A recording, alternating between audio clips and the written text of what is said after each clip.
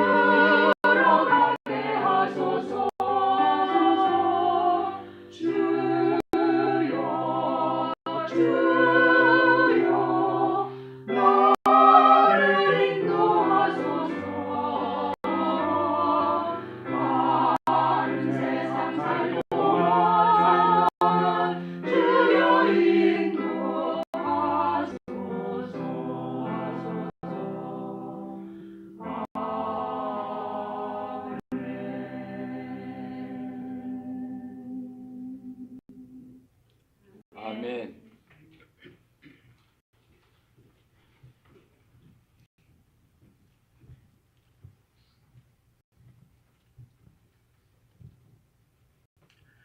마태복음 5장에서 7장까지 예수님께서는 주옥 같은 하나님의 말씀 산상수훈을 해 주셨습니다.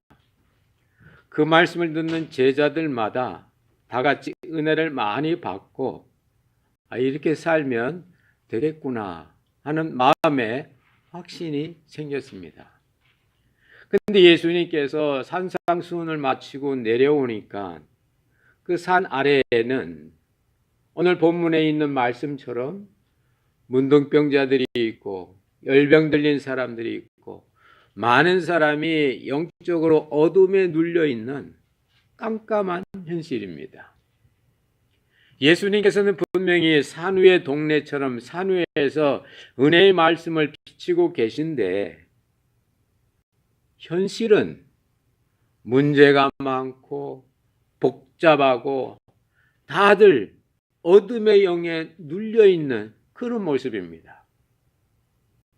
그래서 마태복음 5장에서 7장까지 예수님께서는 말씀을 가르쳐 주셨는데 8장부터는 예수님께서 아픈 사람을 고쳐주시는, 앞에 것이 어떤 언어적인 역사라면은 뒷부분은 어떤 삶의 역사로 주님의 역사가 나타납니다. 그래서 베드로의 장모의 집에 들어가셔서 많은 사람이 있을 텐데도 예수님의 눈은 열병을 앓고 누워있는 베드로의 장모에게 예수님의 눈이 집중이 됐습니다. 분명히 베드로도 있고 또 섬기는 사람도 많이 있을 텐데 예수님께서는 유독 아파 누워있는 베드로의 장모에게 마음과 눈이 가셨습니다. 보시고 예수님께서 그의 능력의 손으로 그 장모의 손을 잡아주셨습니다. 하나님과 사람이, 현실과 이상이 주님의 손과 병자의 손이 연결이 된 겁니다. 그러고 나니까 이제 이 주님의 있었던 이 치유의 능력이 베드로의 장모에게 들어가서 그 베드로 장모가 즉시 나았다고. 주님과 접촉하니까, 주님과 하나가 되니까 주님의 능력이 그대로 환자에게 전달이 돼서 나았다, 그 말입니다. 성경에 보면 이 여인이 나은 뒤에 그는 자신의 힘으로 일어났다고. 예수님이 병 낫게 해주시고 야, 너 일어나라고 잡아 일으킨 게 아니고 이 여인이 일어났다고. 우리말 성경에도 그 여인이, 영어 성경에도 보면 she라고 하는 거예요. she. 그리스도인 he가 아니고 she got up, 일어났다고. 주님의 은혜를 받고 나면 주님과 연결된 사람은 문제의 원인이 해결된과 동시에 스스로 뭔가 할 수 있는 힘이 생긴다, 그 말씀입니다. 주님이 다 해주는 게 아닙니다. 주님은 그 여인의 누워있는 원인, 병을 고쳐주시고 나니까 주님의 사랑의 힘이 그 베드로 장모 속의 역사에서 이 여인이 일어났다고. 일어나고 이 여인이 바로 예수님을 집중합니다. 이 여인이 사위 베드로를 섬겼다든지 온 손님들을 밥해 주었다 그렇게 표현하지 아니하고 성경은 그녀가 일어나서 예수님께 수종들었다고. 나를 이렇게 만들어준, 나를 변화시켜준 그 주체가 그리스도라고. 많은 분들은 그리스도의 은혜를 받고 세상적으로 써버립니다. 주님의 은혜를 임하고 나서 주님을 사랑하고 주님께 충성 봉사해야 되는데 자신을 위해서 혹은 주변 사람을 위해서 주님의 은혜를 쓴다고 말입니다. 물론 주님은 그거 다 받아주시죠. 그래, 언젠가는 네가 나의 사랑을 알 거야. 언젠가는 네가 나를 찾을 거야. 언젠가는 네가 나를 섬길 거야. 왜? 네가 나를 사랑하고 나를 섬기는 마음으로, 내 마음으로 다른 사람을 섬기고 사랑할 때 그게 너에게 유익이 된다. 그것이 또한 상대방을 진정으로 사랑하는 거다. 그리고 나서 그날 날이 저물매 많은 사람들이 그 소문을 듣고 예수님의 교훈을 들으러 온 게 아니라 병 고치기 위해서, 어둠의 영에 눌려있는 데서부터 자유하기 위해서 예수님께 다 모여들었다고 성경은 말합니다.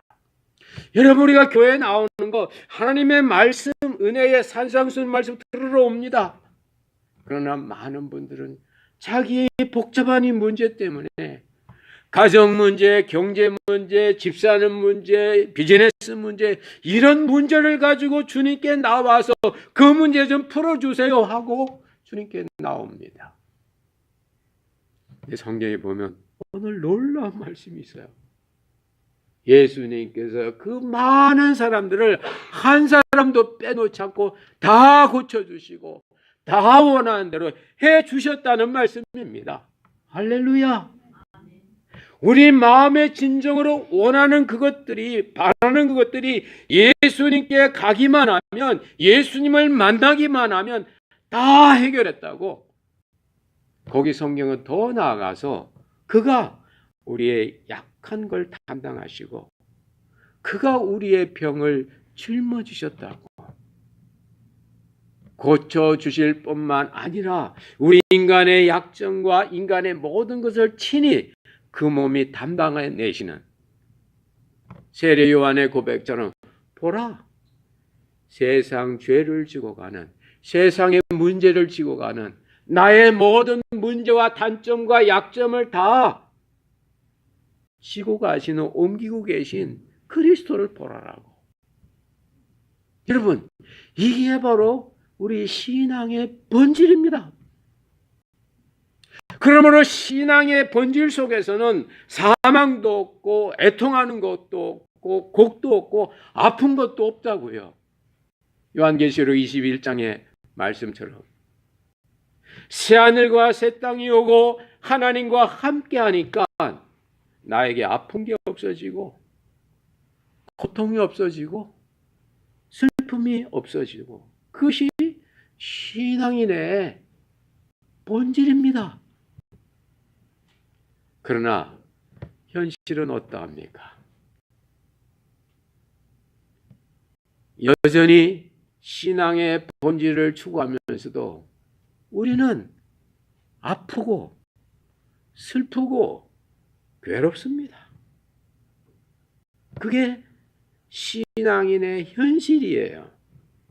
신앙의 본질은 아픔도 눈물도 고통도 없는 겁니다. 완전한 천국입니다. 그러나 신앙인의 현실은 그렇지 않습니다.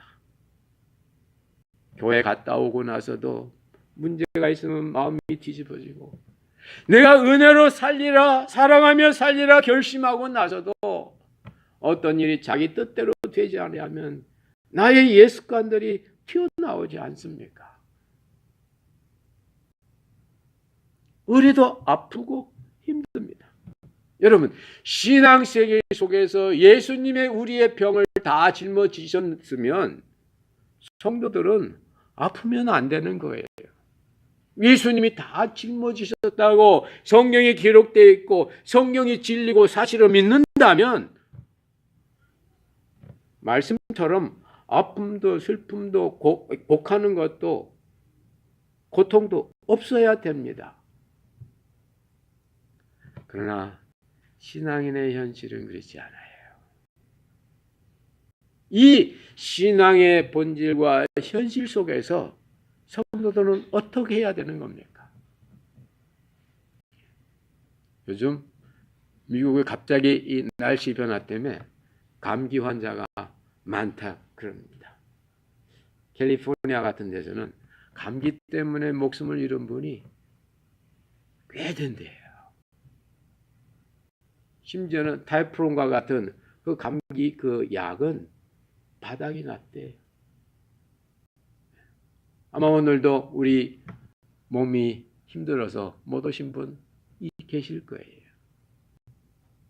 그러면 예수 그리스도는 어제나 오늘이나 영원토록 동일하신 분인데 그분은 모든 병을 다 고쳐주셨다고 믿는데, 그러면 아프면 안 되는 거잖아요. 예수 믿는 사람은 실패하면 안 되는 거잖아요. 예수 믿는 사람은 다 부자로 잘 써야 되는 거잖아요. 그러나 현실은 안 그렇습니다. 아프고 힘들고 제한 속에 있고 그렇다 그 말입니다. 그러면 뭐가 잘못된 겁니까? 여기에 하나님의 깊은 역사가 있습니다. 오늘 예수님께서 사람들을 고치실 때 그냥 고치시지 않았습니다. 말씀으로 고치시고 손으로 대셔서 고치셨습니다. 그러면 오늘 이 시간에도 예수님이 분명히 재림하셔서 우리를 만져주시면 우리는 진짜 모든 질병과 아픔과 고통이 없어질 거예요. 근데 아직 주님은 오시려고 기다리고 계시거든요. 온 세상의 복음이 땅끝까지 전할 때까지. 근데 주님은 말씀으로 고치셨단 말이에요. 말씀으로. 이 말씀이란 이것이 원래 성경은 로고스인데 로고스를 우리에게 주시는 거예요. 아플 때 말씀을 주시는 겁니다. 그래서 시편 107편 기자는 이렇게 고백해요. 내가 위경에 처했을 때, 어려운 일에 처했을 때 주께 간구하였더니 주께서 말씀을 보내셔서 나를 고치셨다고. 할렐루야. 말씀으로 고치십니다. 말씀이 오는 겁니다. 고치는 건 말씀이 있습니다. 로고스가 있어요. 어떤 분들은 제게 그런 질문을 해요. 목사님, 몸이 아프면 기도만 해야 됩니까? 아니면 병원에 가야 됩니까? 그래서 그걸 왜 물으세요? 그러니까 어떻게 보면 기도만 하면 될 것도 같고 어떻게 보면 기도만 하고 있으면 좀 불안하고 그랬습니다.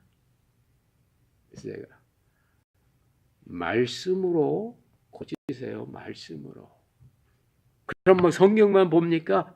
아니, 이건 성경 책이지, 책. 로고스는 이 안에 들어있죠. 말씀. 원래 유대인의 전통 속에서 말씀은 지혜입니다. 그래서 wisdom word concept이라는 그런 전문 용어가 있어요. 지혜롭게 하세요. 지혜롭게. 고생하지 마시고 지혜롭게 하세요. 말씀을 받는 겁니다. 여러분, 신앙인의 대표가 바로 사도 바울입니다. 사도 바울은 신앙의 본질을 체험하고 삼층천의 역사를 체험한 사람이에요. 근데 그도 아팠어요. 네. 그래서 자기 몸에 있는 이 아픈 거 해결해 달라고 주께 3번이나 간절히 기도했습니다. 하나님께서 응답을 주셨는데 고쳐준 게 아니고 은혜를 주셨습니다. 여러분이 아팠을 때 기도할 때 고쳐주시는 게 좋아요? 은혜 주시는 게 좋아요? 아니, 목사님 저는 2개 다 하고 싶어요. 그러나 바울은 하나님께서 은혜를 주셨어요. 왜냐? 사람은 원하는 게 있고 필요한 게 있거든요. 사도 바울이 자기 몸이 아팠을 때, 이 육체의 가시가 있을 때 그의 원함은 이것이 자기로부터 떠나는 겁니다. 네, 하나님께서는 그게 필요한 거예요.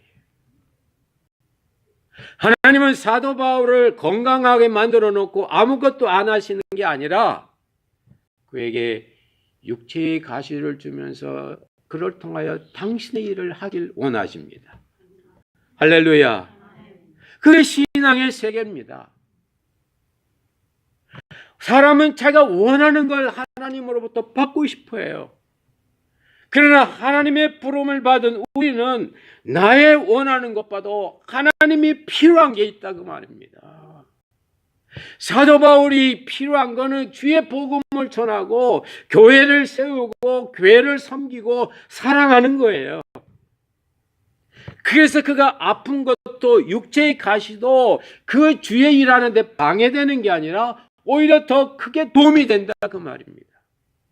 바울이 이걸 깨닫고 나서는 3번 죽게 기도한다. 하나님 앞에 엄청난 은혜를 받고는 주님 감사합니다. 주님 감사합니다. 바로 이게 주님의 뜻이군요.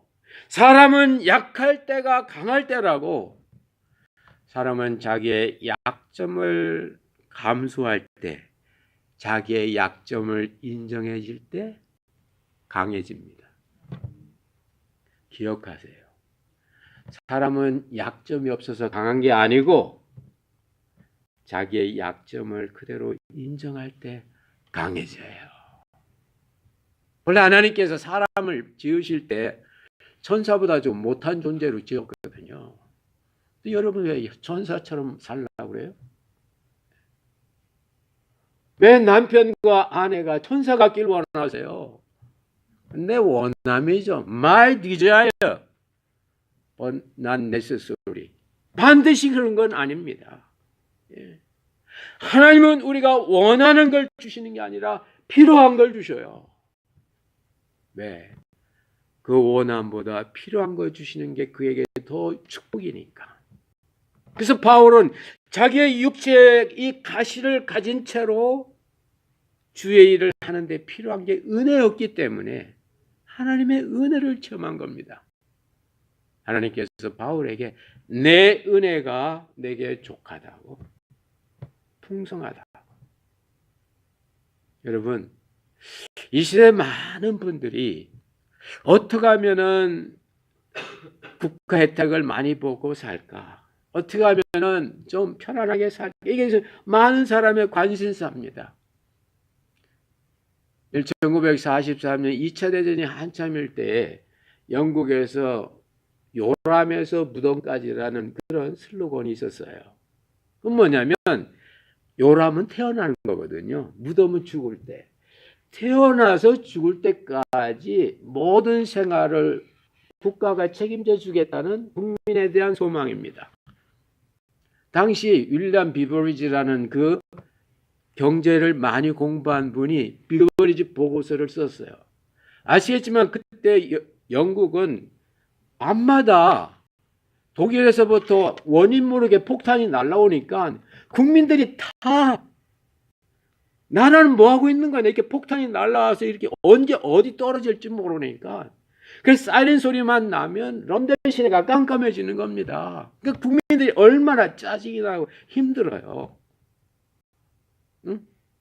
어찌 그 독일 쓰는 날로 폭탄 하나도 못 막냐? 우리 국민들을 왜 생명과 재산 안 지켜주냐?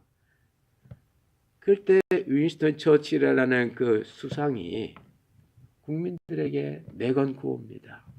여러분, 조금만 참으세요. 이 전쟁이 끝나고 나면 우리나라는 완전히 바뀝니다. 여러분이 태어날 때부터 여러분이 죽을 때까지 요람에서 무덤까지 나라가 다 채워드리겠습니다. 그리고 내셔널 미니멈이라고 합니다. 여러분의 최저생활, 내셔널 미니멈, 최저생활은 정부가 다 해드리겠습니다. 그래서 그때 나온 단어가 요람에서 무덤까지입니다. 그 뒤 영국은 진짜 그렇게 했어요. 그래서 태어날 때 돈 주고 죽을 때 돈 주고 호주 같은 데서는 태어나면 즉시 몇천 불이 나라에서 구책이 온대요. 태어나면. 스웨덴 같은 나라에서는 한 아이가 태어나면 1,000몇 불이 나오고 480일 동안 유급휴가를 준다. 그 유급휴가는 주일과 휴일은 다 뺀 거예요. 1년 240일 일하는데 2년간 유급휴가니까 그대로 페이는 그대로 나갑니다. 근데 일 안 하는 거예요. 그래서 어떤 분은 아이를 5명을 딱 낳으니까 10년 동안 일 안 하고 아이 5명에 대한 그 페이가 한 5,000불 되니까 아이 5만 낳고 일도 안 하고 평생 사는 그런 사람도 있다고 그럽니다. 여러분, 이게 이 시대 사람들이 원하는 거예요. 요람에서 무덤까지 나의 최저 생활을 보장해라. 우리 미국도 그래서 나이 들고 재산 없고 그러면 여러분 다 기본적으로 다 해주잖아요. 의료보험이나 다 그냥 해주잖아요. 그게 다 그런 컨셉입니다. 근데 여기가 그 근본 정신이 어디에 있습니까? 왜 그렇게 할까요? 나라에서. 그렇게 해야만 나라가 유지되고 그렇게 해야 되면 민주주의가 가능하거든요. 안 그러면 먹을 거 없으면 공산주의 되니까. 그러나 그것의 근본적인 것은 바로 한 영혼을 사랑하시는 이 기독교 정신, 성경의 정신. 다른 사람의 아픔을 볼 때 너무 안타까워서 내가 좀 아프면 좋겠다고. 다른 사람의 약점을 볼 때 너무 안타까워서 그 약점을 내가 담당하겠다고. 마치 부모가 자녀가 열병이 나서 아프면 그 열병 좀 내 몸에 옮겨달라고 하는 게 부모의 심정인 것처럼, 오늘 예수님께서는 병들고 아픈 사람들을 보시면서 내 몸에 짊어지셨다고, 이 병을 내가 짊어지겠다고, 이 아픔과 이 죄를 내가 감당하겠다고 하는 그리스도의 사랑이 바로 거기에 나오는 겁니다. 이걸 하셔야 됩니다. 국가가 여러분에게 해주는 내셔널 미니멈보다 더 확실하고 분명한 것은 바로 하나님에 대한 여러분의 마음과 여러분들을 향한 그리스도의 사랑인 겁니다. 이 사랑이 있으면 내일이 있는 거예요. 내일 나라가 망해도 이 사랑이 있으면 뭔가 피할 자리가 있는 겁니다.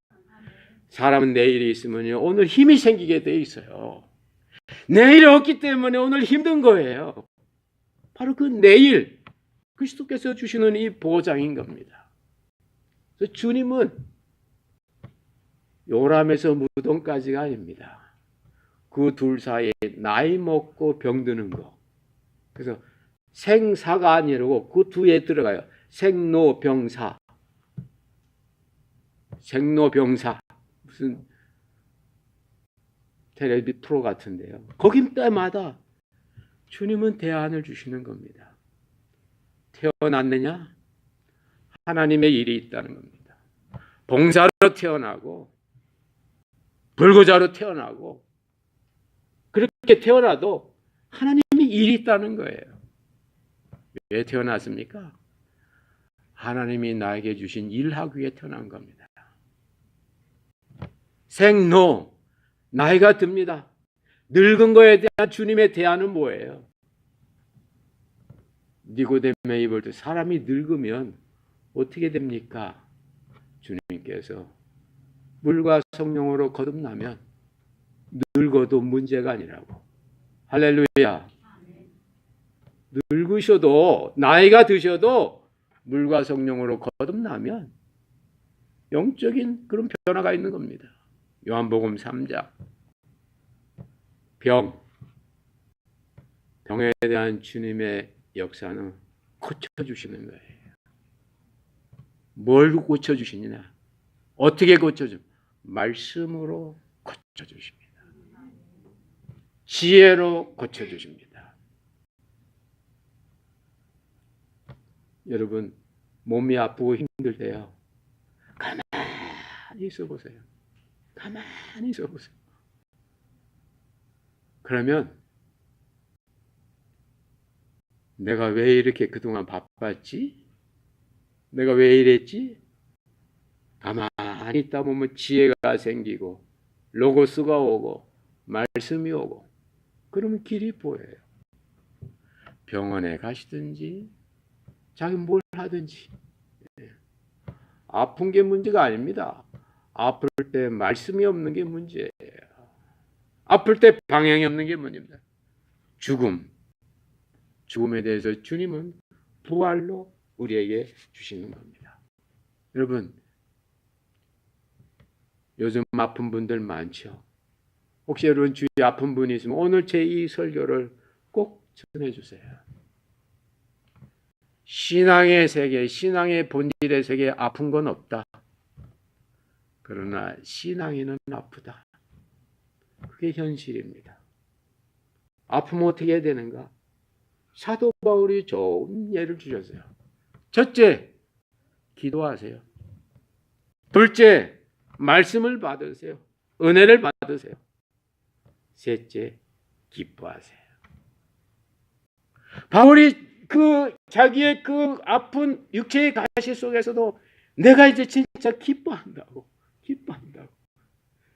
기도하기 전까지는 자기의 문제나 육체의 아픔이 자기의 기쁨을 빼앗아가는 원인이 됐는데, 기도하고 나니까 자기의 아픈 게, 자기의 단점이, 자기의 문제가, 자기의 실패가 기쁨의 원인이 됐다는 겁니다. 할렐루야.